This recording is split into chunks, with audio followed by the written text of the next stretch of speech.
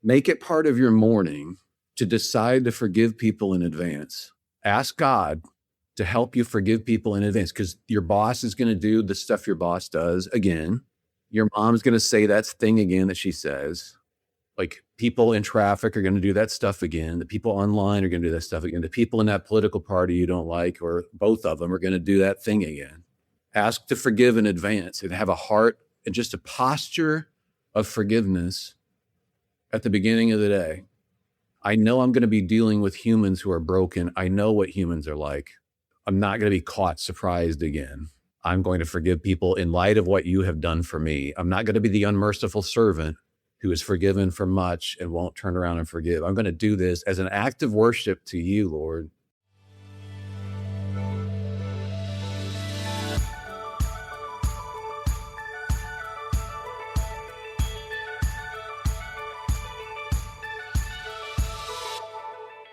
Hello, and welcome to the Shifting Culture podcast, in which we have conversations about the culture we create and the impact we can make. We long to see the body of Christ look like Jesus. I'm your host, Joshua Johnson.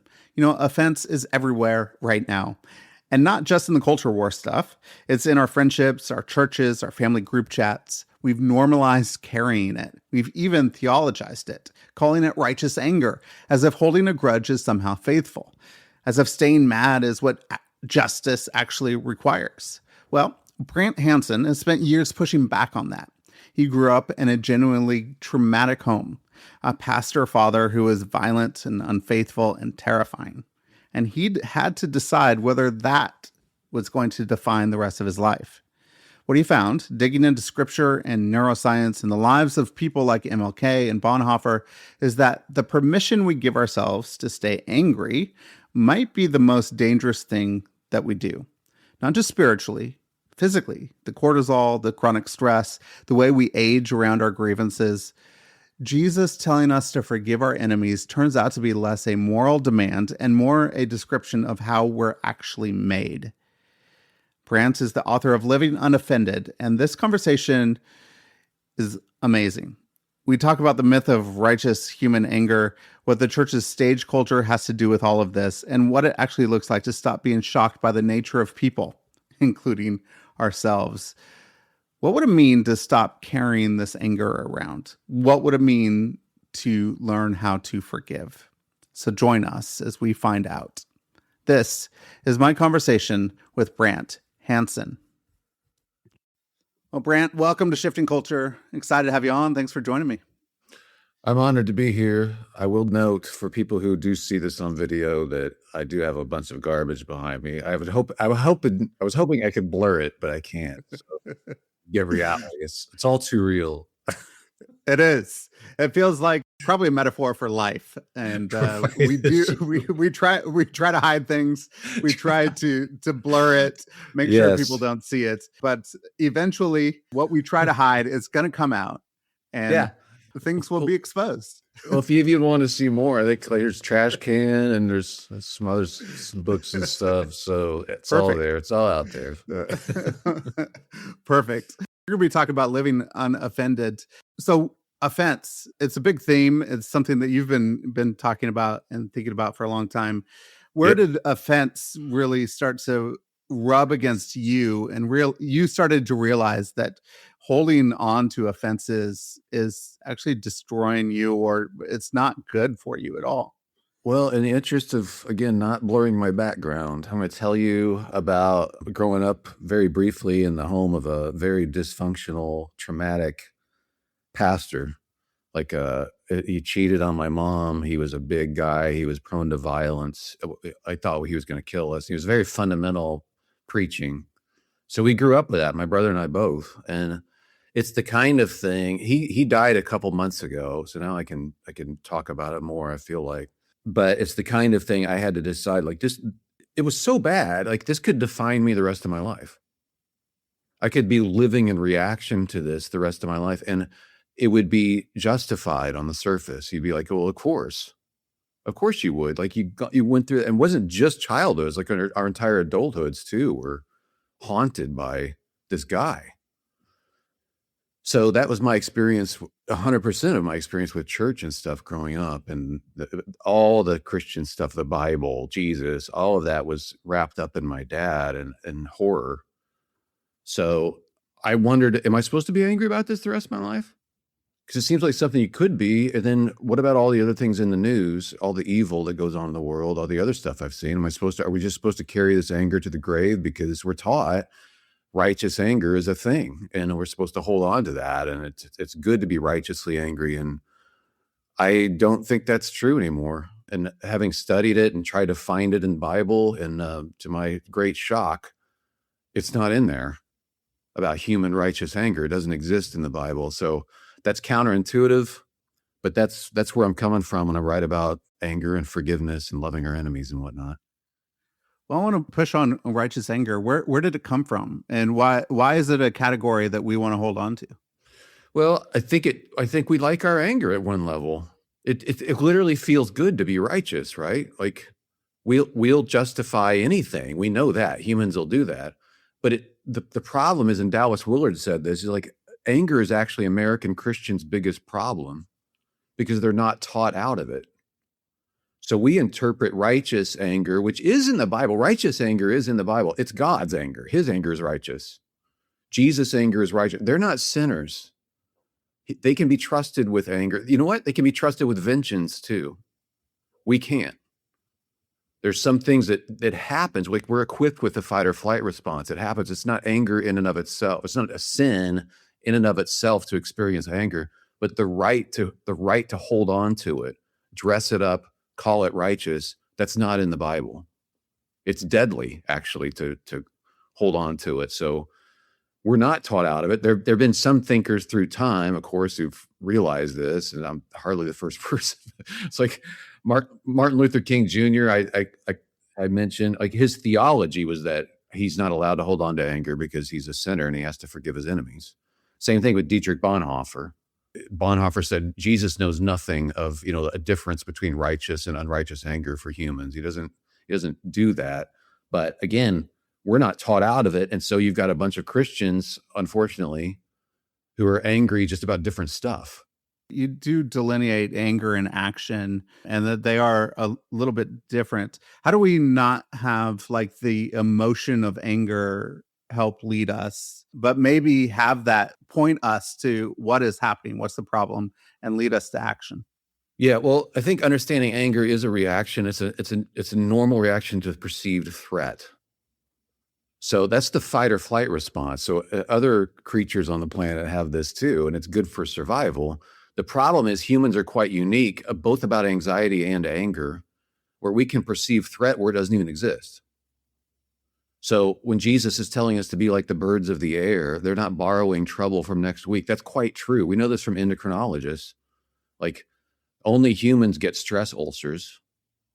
No other creatures on the planet get ulcers from stress. But see, they have all of this response physiologically to fight or flight. And it's a huge physiological change that happens in your body when we feel threatened.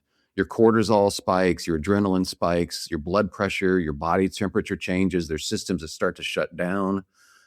But that's all supposed to happen for about 30 seconds for an animal. But humans can hold on to it for 10 years. And we dress it up and say, it's my righteous anger against my dad or my mom or this guy, what they said, or that political party or these evil people. Like that, it has this tremendous physiological effect by keeping all that cortisol in your system. We know this. It actually ages your skin.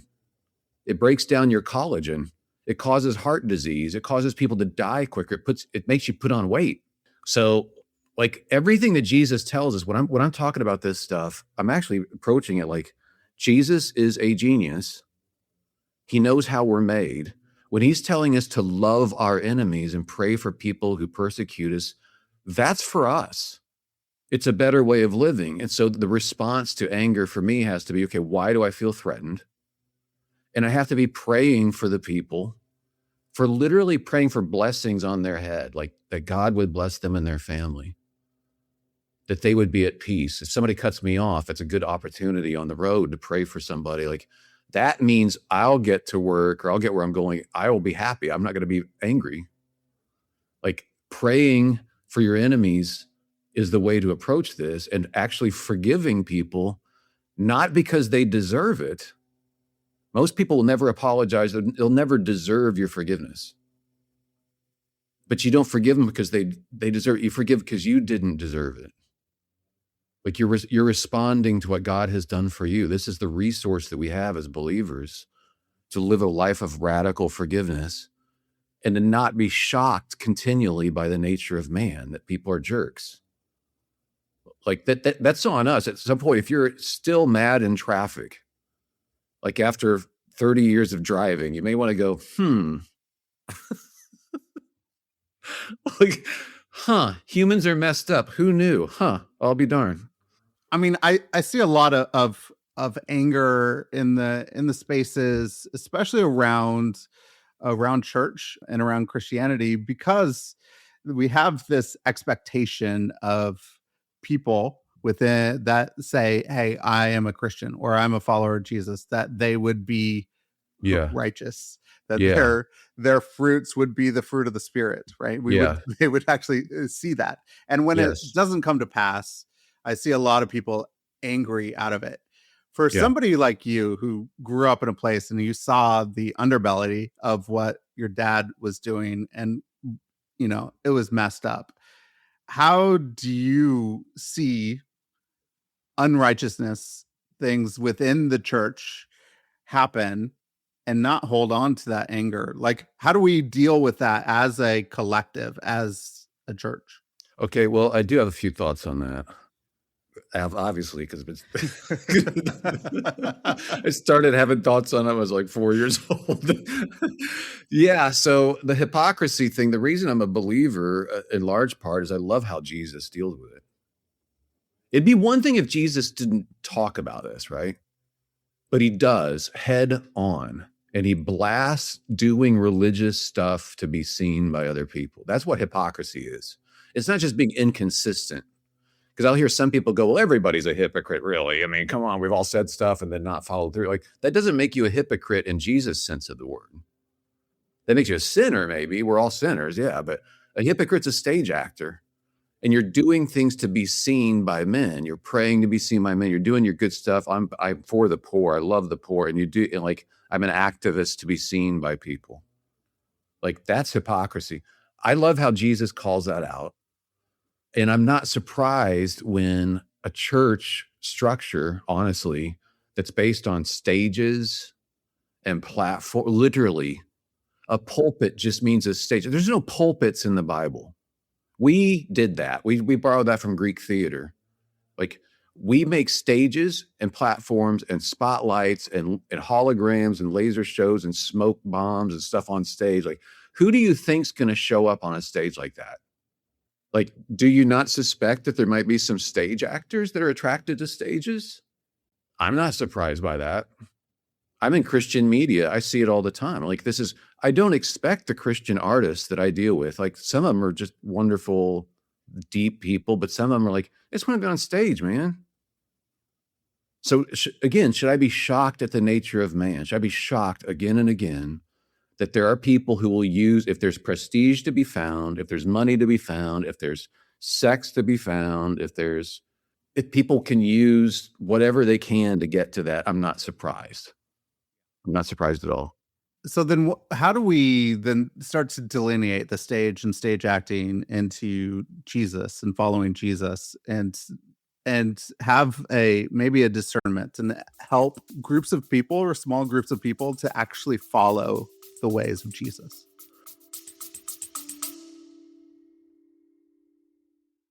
Hey everyone, thank you so much for listening, and thank you for supporting the show. If you'd like to support the show and get early ad-free episodes, you go to Substack at shiftingculture.substack.com, and with your subscription, you could have a private podcast feed in your podcast app where you get to download early episodes before anybody gets to listen to them.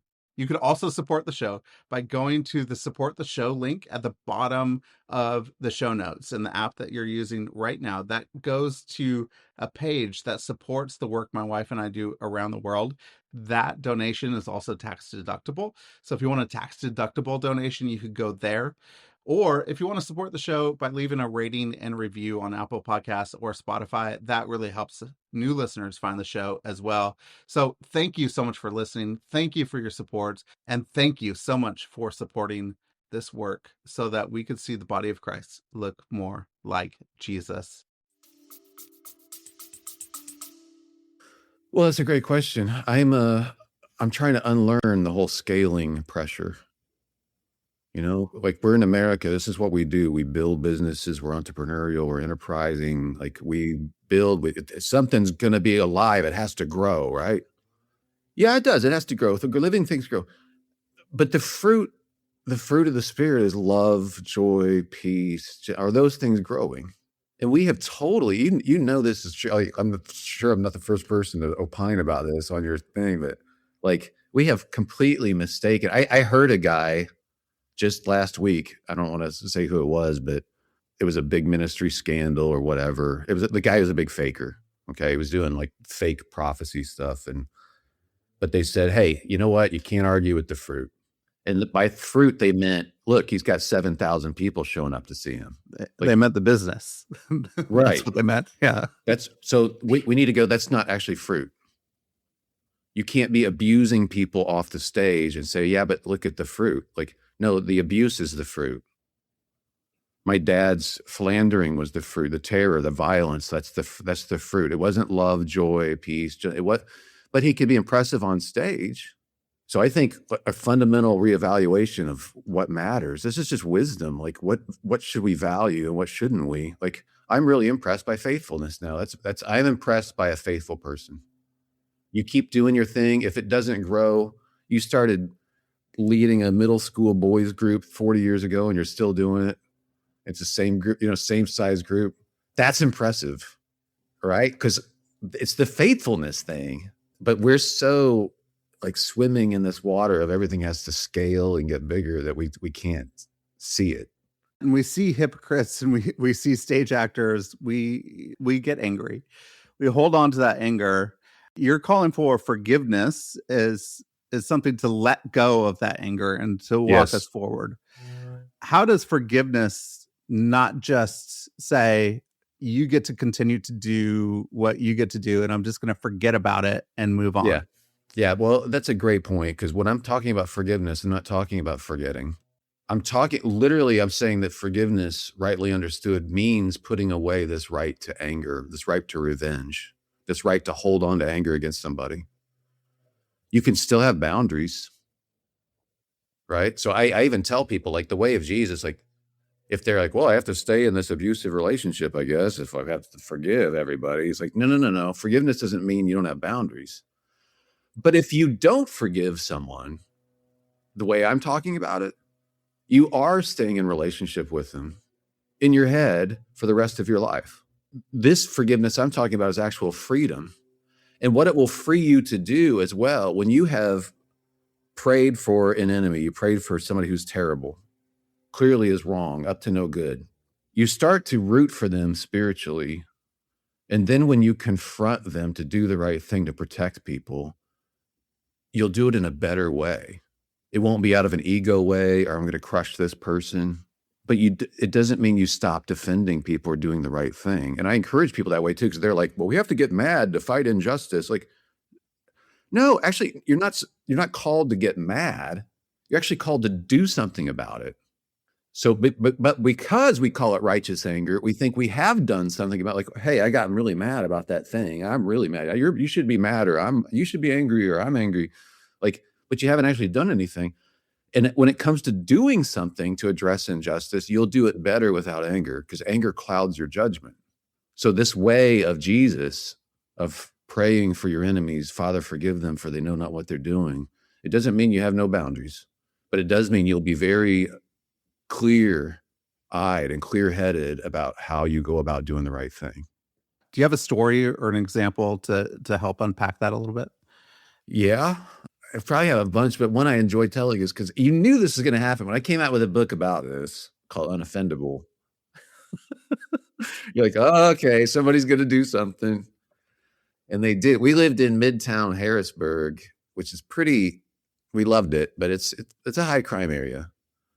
And one day my wife was walking the dogs and it was broad daylight. And this dude comes out of nowhere. This young guy, he's like 20, early 20s, broad daylight with a hammer, throws it at her head, misses.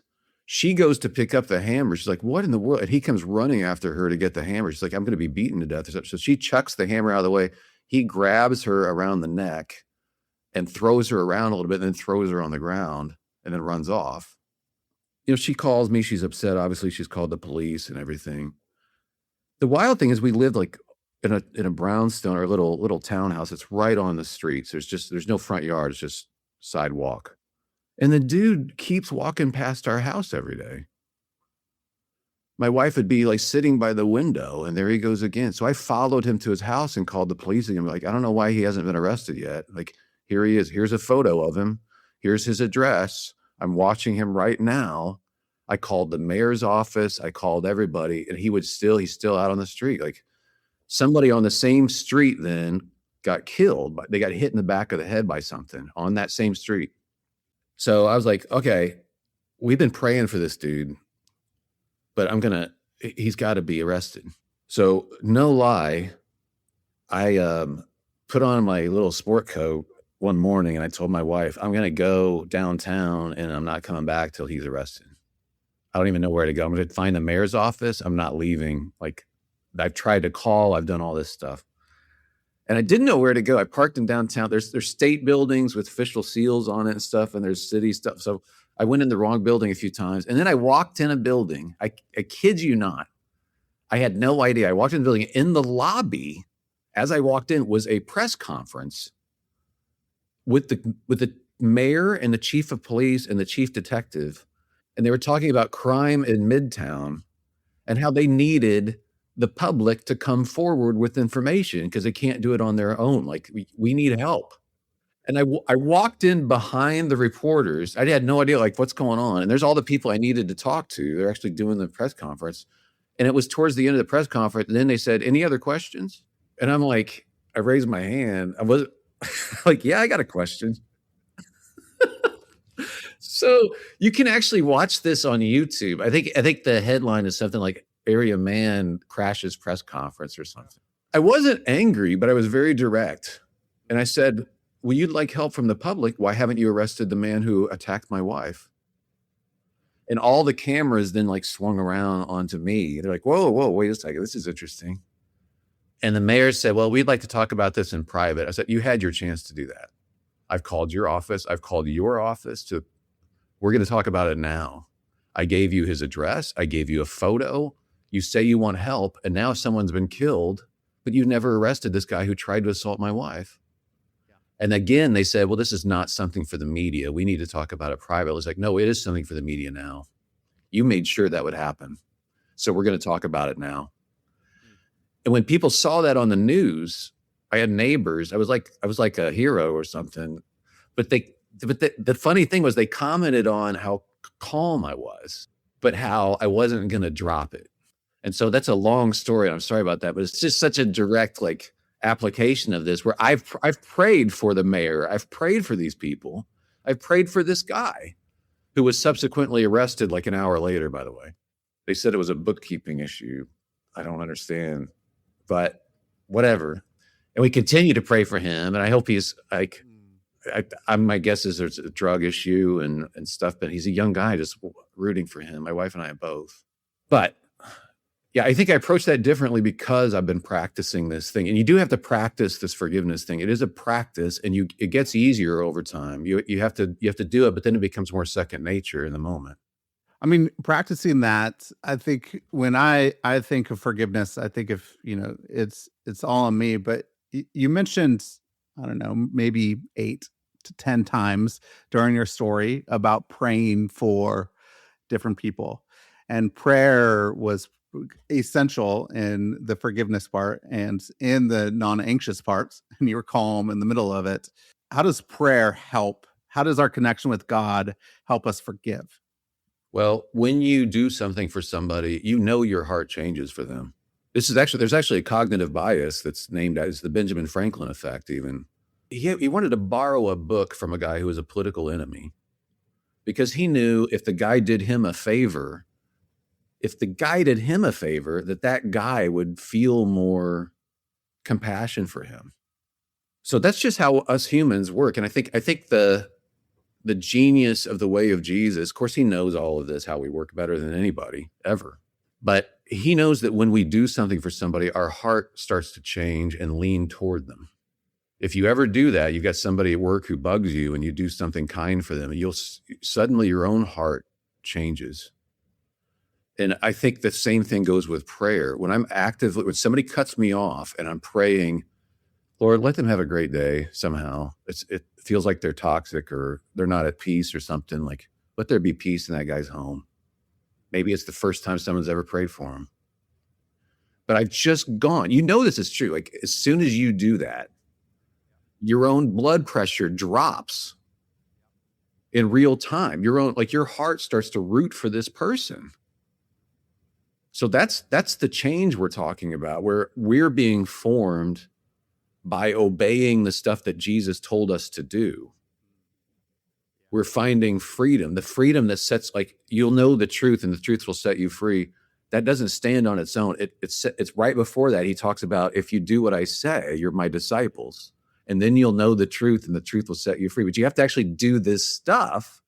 And it's a better way to live. It's just a genius way to live. Doing the stuff, how does that start to bring freedom, like obeying what Jesus says? Because there's so many people that talk through, it feels too law-based and there's grace and yada yada. But how does like actually obeying what Jesus says bring us freedom and life? Well, in a lot of ways, a lot of wonderful ways. And if it sounds legalistic, that's too bad that our theology would stop us from obeying Jesus. Because we're like, I don't want to be legalistic about it. His way of living is more restful, he said. It's lighter. It's easier. So you want to miss out on that because of legalism stuff? And I love what Willard said, because he said grace is not opposed to effort. Grace is opposed to earning. None of us earned our relationship with God or earn life with him forever. We didn't earn that. But the way of living he's giving us is better. Forgiving people is hard at first, like I said, but it gets easier. And what's harder, forgiving people or living a life of unforgiveness?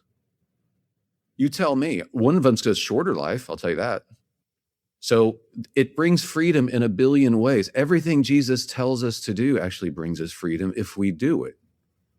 So that's why the Great Commission isn't just, hey, go get people to convert to Christianity. It's teaching them to obey the words I have commanded. That's part of the Great Commission. And the reason we do that is because we love people. If we're not teaching people to obey God, or to obey Jesus, we're making life harder for them. Here's another way. There's a myriad ways, but let's just talk about letting your yes be yes and your no be no. This teaches you, it spares you from constant image management. And how much effort do we spend? There's a typical person spend in this day and age on managing and cultivating and curating. I mean, it's a lighter way to live. Learning to turn the other cheek. It means someone else doesn't dictate my next move. What they expect, if you hit me, you expect, okay, he hits me back. This is how this works from time immemorial. But if you hit me and I don't respond, like, you don't get to dictate my next move. Right? So the way of Jesus is so freeing. It's freeing us from this human, unformed, immature nature that we have. It's learning that when someone cuts you off now, you respond with praying for somebody. I'm free to do that. I don't have to cuss at him. I don't have to flip him the bird. I don't have to do all that stuff. I'm free now to be fine. So there's so many ways. Once you start realizing that the way of Jesus is actually a better way, there's so many ways you see that that's true. When Jesus says, don't be anxious, and he's saying, hey, the birds are taken care of.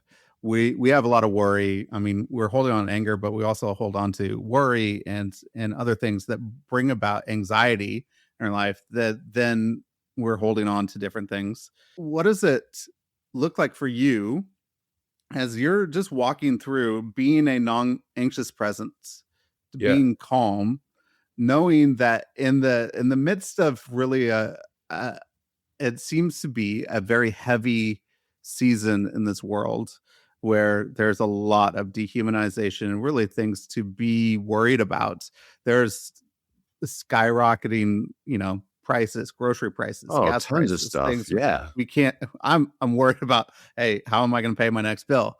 So how do we become non-anxious Yeah. in the middle of that and know that God will take care of us even if our circumstances are hard and Okay. difficult? It's such a great question. No matter how I respond, it's going to sound flippant, right? Because there's so like nuclear war, like no matter what I say, we can be like, come on, you should be worried about this. Humans have always had existential threats. So I don't know that we live in a different time in that sense, absent media that is constantly banging away on our attention to those threats constantly. So I'll say that. Another thing is, I don't know how exactly all of this will work out, that in the end, God's character is vindicated. But I believe that's going to happen. So I don't have all the answers in the world for everything, human suffering and all that sort of stuff, animal suffering even. But I do trust God. And I believe my trust in his character will be vindicated in the end. And I think that's important because the whole thing is about trust. This whole life with God is about trust.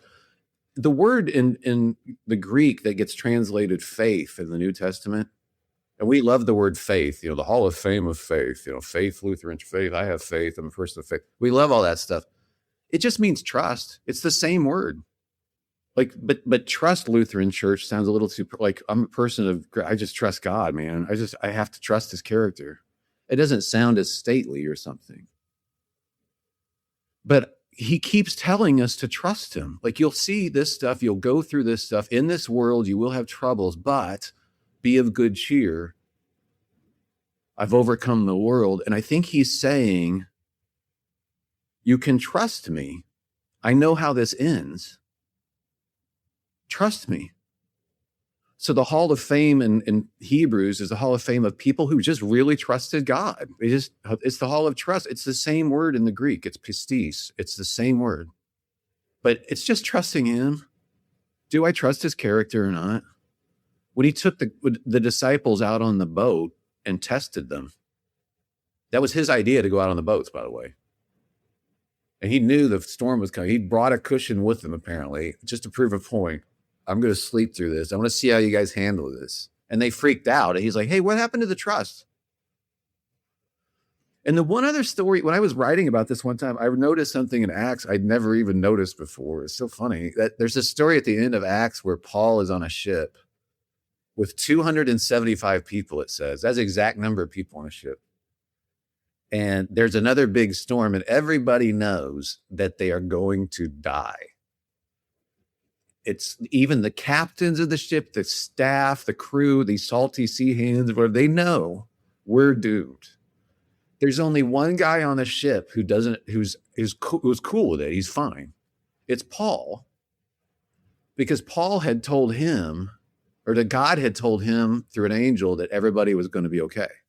But if you dropped into that scene, my point with this is, and everybody's losing their minds. 275 people, we're going to die. And there's one guy who's like, no, we're good. He looks like he's crazy. What's his problem? How can he be at peace when, can't you see, dude, can you not see this storm? We're doomed. What is the matter with you? I do feel like that's an analogy for our current situation. If you're somebody who has a sense of well-being, regardless of circumstances, like this deep-seated, that's what joy means. This deep-seated sense of well-being. Yes, I know what's going on. I'm not naive. Paul wasn't naive. It's not like this guy's calm because he doesn't know what he's talking about. He just doesn't know what we know. It's like, no, he knows what you know, but he knows more. And so I think that's what Jesus is getting at. Like, I know how this ends. It's not for lack of knowledge that I have joy. It's because I know more than what's on the surface. and what I'm being bombarded with. It feels like it's an eschatological hope. It's a hope that we know the end, right? Jesus is making all things new. In the end, all things will be made new. Everything will be great. So it feels like no matter what happens here in this life and now and what's happening now, I am safe Yes. because I can stand knowing that all things will be made new, including my body, including this world. There's gonna be a new city. It's gonna be made new. We're here. We're safe. Doesn't mean that bad things aren't going to happen. It just means that in the end, Right. we're safe. We're good. Well, Jesus said, in this world, you will have troubles. So this is not, Yes. this is not, again, it's not naivete, but we can rehearse our entire lives. We can rehearse the worst case scenarios. And the people I know who've gone through those worst case scenarios, who are believers, have a similar thing that they'll say. I can't imagine, honestly, I just can't imagine. I don't even want to think about it. But they have a thing that they'll say, like, that the Lord showed up for them in a different way. And that they somehow had a peace that went beyond anything they'd experienced before, while they're grieving. And so we can do this worst case scenario all day long. But God shows up in a certain way in the worst case scenarios. And we're told again that we can have great cheer. We can be of good cheer because in the end, this will all somehow make sense. We'll go, that was worth it. It seems to be difficult to hold on to that hope that everything will be good when there's spiritual dryness. So an example, like Mother Teresa goes through like almost her entire life of spiritual dryness, but she has hope and continues the good work. Yeah. Like what works? What helps in the midst of like, I don't know. I don't feel God. I don't know if he's here, but I'm just going to keep doing it. This is another thing, because from my religious background, maybe also just being an analytical sort of person, I don't have those feelings much at all. Like when somebody's like, can't you just feel God's loving arms around us right now? Like, no. But again, if you went back into my background, you might be like, well, that makes sense, man, given what you've been through or the way your mind works or whatever. The wonderful vindicating thing that I have discovered, and people have discovered for me and told me, we think in America, spirituality is emotion. I mean, we set up church services to create emotion. We build songs to create emotion. Like we'll do verse, chorus, bridge, go to a minor, everybody drop out, we'll drop the drums out or whatever, we'll hit the chorus, then we'll modulate up and that'll give us goosebumps, and then the drums will come back. We know how to do that. I know if I speak in public, I know how to manipulate, and I don't want to ever do it. But I can make emotions happen or whatever. Like, but then the people who aren't as emotional will be like, what's wrong with me? I must be missing something. Or I used to be emotional, now I'm not. Maybe God left. That's dangerous. Because in the Bible, spirituality is not emotions. There's nothing wrong with emotions. They can tell us a lot, but it's like spirituality that God's looking for is loyalty. Like I can do that. If I don't feel God around, I'm going to talk to him anyway. And so I walk the dog in the morning, and that's my chance to talk to God as a regular thing about what we're doing in life together. If I'm not feeling it, I do it anyway, and it's okay. And he's been honoring to that, I believe. And I think he just honors the faithfulness. And if you're not getting an emotional reward for it, well, okay. All right. I think that's growth too. It's like, I'm not doing it for the emotion. I don't need that. Like I'm doing it because God's good. And I don't know what life would be like without him. I don't want that. So I don't know if that answers your question or not, but I have definitely learned that this believing loyalty is what he's after. And for people who are discouraged because they don't have these feelings that other people seem to have, I'm like, I have some good news. Like God's looking for something different. In a lot of our conversation, We've talked through, stage personas. You talking through manipulating emotions and trying to get people to do something. We live in an attention economy. For somebody like you in the media, somebody like me doing this podcast, we give out a lot of information. There's there's a lot of talk that's happening. How do you help people be formed into Christ-likeness through an information type of medium? What does that look like for you? Like, what are you thinking of doing, or like what's your thought process in helping people be formed instead of just get more information? Yeah, I'm definitely not about just information download. That's such a great question. I have to think about it a little bit. So I'm on Christian radio stations. And so I'm in between these songs and stuff. The real challenge, I picture a person listening. And what I picture, honestly, is a woman who's maybe 50, who's just finished cleaning a hotel room shift. Like she works at a hotel cleaning rooms. And she turns on the radio, and she didn't turn it on because she wants to hear me. She hit the button because she would like what we all want, which is reassurance that God's good and he sees us. And so that forms what I talk about.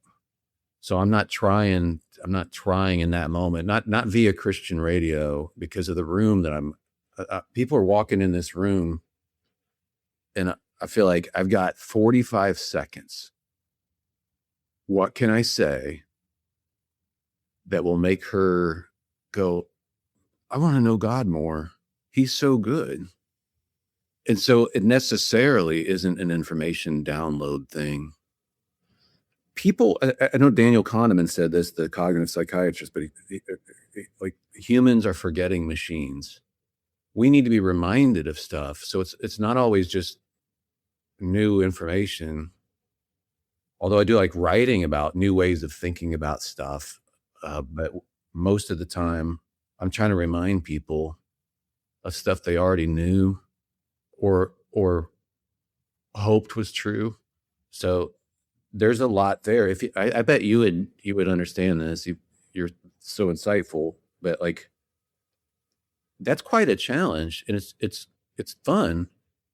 Okay, here's 45 seconds. Here's this woman getting in. Maybe she just got off a shift at the hospital. Maybe she just got a diagnosis at the hospital, and she's gone to her third chemo thing, and she's getting back in the car. You have 45 seconds to say something to her. So I do operate a lot it's not emotionalism, but just like, I'm just trying to give you a reason for hope. Because we are forgetting machines, and we forget that we should not hold on to anger. And we forget that we should forgive. What practices or things to help us be reminded that this is the way? Well, the first thing to do as a spiritual discipline is purchase all of my products and or services and constantly review them. That is the number one spiritual discipline. No, it's I encourage people to do this, and it's practice. So two things. It's just going to sound goofy, but I mean it about traffic. Traffic is forgiveness practice. And when you practice something, you get better at it. So at first, somebody cuts you off and you'll have your natural response and you'll want to cuss them out or whatever, or feel angry about it. And so it's a little harder to go, I'm going to pray blessings on this person. But after you do that a few times, it becomes easier. And then you don't even have to talk yourself into it. You're not even mad after a while. You'll watch, even in the moment, you're not insulted. You're not offended, because you're practicing this way of forgiveness. So even in the moment, like you're on Twitter, somebody says something rude. Hello, it's Twitter. That's what they do, right? You're not even mad about it. It's just like, well, I posted on Twitter. What did I expect? Like, these are humans. So the actual practice of blessing your enemies, will help this become knitted into your character. Just like practicing free throws, you do that 10,000 times so that when the game's on the line, you don't have to sit there and think, where does my elbow go? Where do my knees go? It's just second nature. Yeah. Give me the ball. Yeah. Right. I do it and I don't have to think about that because I've already practiced this enough that I don't have to think about where my elbow goes. It just flows. The second thing I really recommend, make it part of your morning to decide to forgive people in advance. Ask God to help you forgive people in advance because your boss is going to do the stuff your boss does again. Your mom's going to say that thing again that she says. Like people in traffic are going to do that stuff again. The people online are going to do that stuff again. The people in that political party you don't like, or both of them, are going to do that thing again. Ask to forgive in advance and have a heart and just a posture of forgiveness at the beginning of the day. I know I'm going to be dealing with humans who are broken. I know what humans are like. I'm not going to be caught surprised again. I'm going to forgive people in light of what you have done for me. I'm not going to be the unmerciful servant who is forgiven for much and won't turn around and forgive. I'm going to do this as an act of worship to you, Lord. But then that becomes a morning routine. And it becomes part of your character because we are forgetting machines, but this becomes it has to be knitted into our habits and way of life. I mean, if we're forgiving those that we're going to encounter throughout the day, I think sometimes it helps me remember that these people are flailing around trying to, figure this life out through their own brokenness and trying to figure out how to be whole. What do you think that humans are trying as a whole to get back to or to do? Eden. I mean it. When you say flailing about, that's what I think of. We are lost, casting about, trying to get back after this shipwreck. And people are working that out how they can. And I love that you said that because that's a huge help. And I should have mentioned that. We're not in a battle against flesh and blood, but there's spiritual stuff that's in the midst of it all around us. When you realize that too, you can start to root for people who are evil, but I'm still rooting for them. I don't want their evil plot I don't want what they're doing to happen, but I want them to know the goodness of God and the peace. So you do come to a point as you practice this way of life where you are rooting for everybody. You're pulling for them because it is a spiritual thing. That's the backdrop to this. It's like, I heard N.T. Wright say, it may have been on, I know you had him on, but he talked about how the kingdom of God it's all around us, but there's a veil that we don't see through, but it's going to be revealed in total. But I think about that in terms of evil too. Like there's all this stuff that's going on around this, and these people are subject to it. And I feel for us, humanity itself. Like I think reminding yourself of that is incredibly helpful, and it helps you to lean in to pray for people. And then again, your heart will follow that. That gives me so much grace for people that it's actually, they're on a journey. Like they're trying to move forward, even if they're giving into their evil temptations. They are on a journey that there is hope for them. There's hope for all of us. Yes. And so that gives me grace. It's the posture of Jesus on the cross, where he's like, forgive them. They don't fully understand what they're doing. And that's true of everybody. They don't know. Very few people are self-aware, like, hey, I'm up to no good, rubbing their hands together, Mr. Burns style or whatever. It's like, so, but there's still there's evil designs, and they're a part of it. And I want that to be over. I look forward to God burning all the evil away. Yeah, that'll be so beautiful. What a relief for all of us. Yes. For all of us. Yes. Well, Brant, if you could talk to your readers of Living Unoffended, what do you hope for this book and for the people who read it? Just what we've been talking about. It's about anxiety, and it's about anger, and it's about living the way of Jesus, like actually doing the stuff, and how wonderfully freeing it is. he said, if you hear my words, he said at the end of the Sermon on the Mount, so I mentioned this in the book, like if you hear my words and you put them into action, you're like someone who builds their house on a rock. If you hear my words and don't obey them, you're building your house on the sand. Well, people think when Jesus, like being a disciple is hard, like it's not harder than being a non-disciple. It's actually easier. Like you're both building a house. Who's got the harder life once the storm hits, though? When Jesus talks about the narrow way, he means narrow. It's straight. Like you look at the Greek, he's talking about it's the narrow way. Yes, it's narrow. The wide way leads to destruction, he says. Like it's not harder. Destruction is harder. Yeah. But a highway is fairly narrow compared to if you just jump off the highway, you can drive through the fields or whatever. Like that's the wide way, but it's not, but the narrow way is better. So I just try to come at it 100 different ways in the book. It's a lot of short essays, and I try to have a sense of humor about it too. But the upshot is honestly, like, I think the way of Jesus is so awesome, and I think you'll enjoy life more if you do it. Amen. Yeah, right. Yes. So it's the kingdom. It's like eternal life starts now. The kingdom is now available. Amen. Yes. Yes. Well, Brant, I have a couple quick questions I like to ask at the end. One, if you go back to your 21-year-old self, what advice would you give? I was already married. We just had our anniversary. Was it yesterday? 36 years.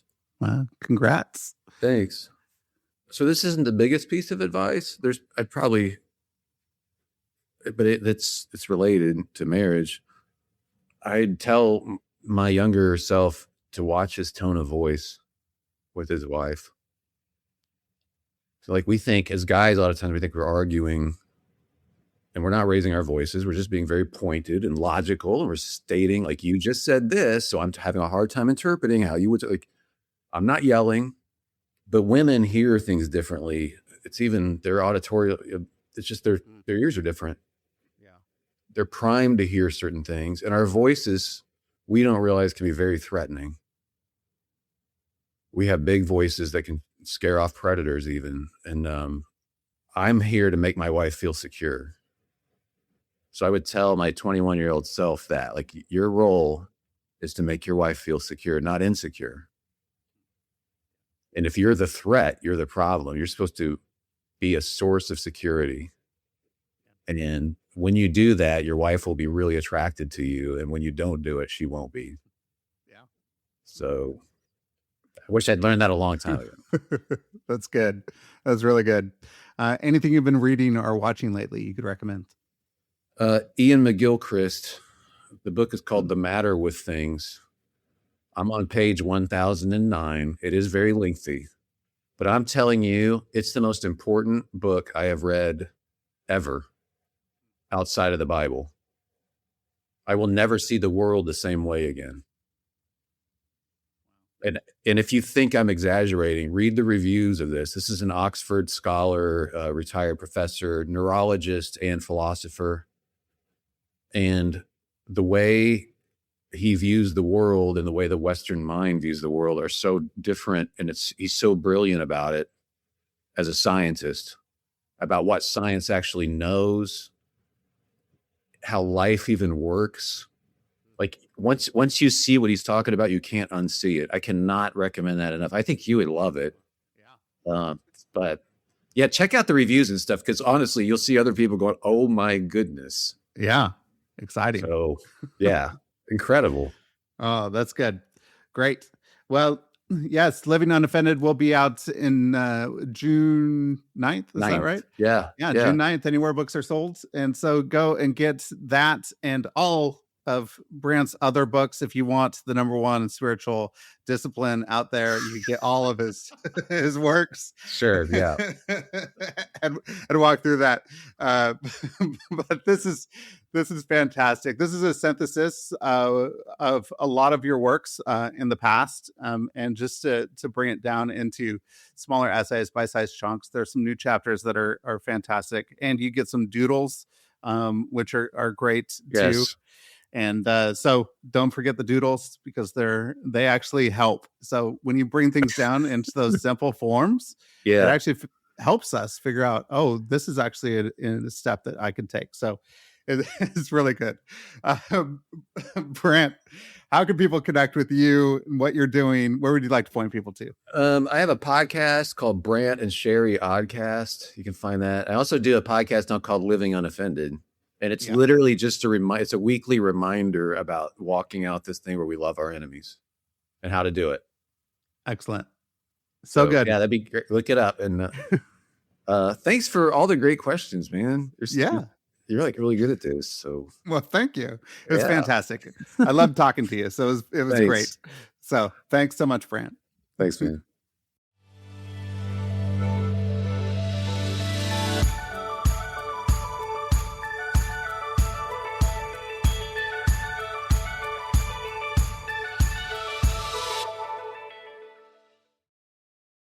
Thanks for listening to this episode of Shifting Culture.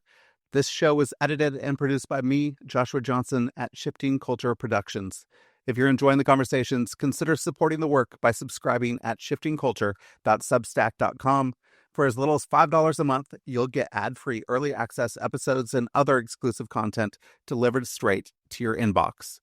I'd love for you to not just listen, but engage. Reach out. Share what's resonating, and let's keep shaping culture together. Whether you're a listener with feedback, a creative with an idea, or a brand looking to connect with a thoughtful, engaged audience, let's talk. If you're interested in advertising on the show, I'd love to hear from you. Contact me directly for rates and availability. Until next time, let's keep shifting culture.